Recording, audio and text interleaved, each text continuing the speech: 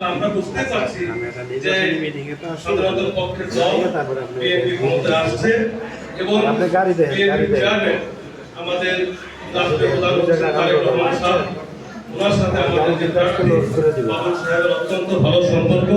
আপনারা সবাই জানেন, বাবুল ভাই উনি নাম ধরে ডাকেন বিভিন্ন জায়গায়, বিভিন্ন সেমিনারে আমরা সেটা দেখতে পাই। আমি বলতে চাচ্ছি, এই বাজারে কিছু কিছু ব্যবসায়ীদের সুবিধা অসুবিধা থাকে এবং হয়। আপনি আগামী দিনে আল্লাহ আপনাকে 12 তারিখে বিপুল ভোটের মাধ্যমে ধানের শীষ বিজয়ী করবেন ইনশাআল্লাহ, এটা আমরা প্রত্যাশা করতে পারি। আমি বাবুল ভাইকে একজন ব্যবসায়ী হিসেবে, এই ওয়ার্ডের একজন ভোটার হিসেবে এবং ভাঙ্গা উপজেলার একজন নাগরিক হিসেবে বলতে চাই, অত্যন্ত সফল ভালো মানুষ, ভালো জায়গায় পড়াশোনা করে আল্লাহ আপনাকে নেতা বানিয়েছেন।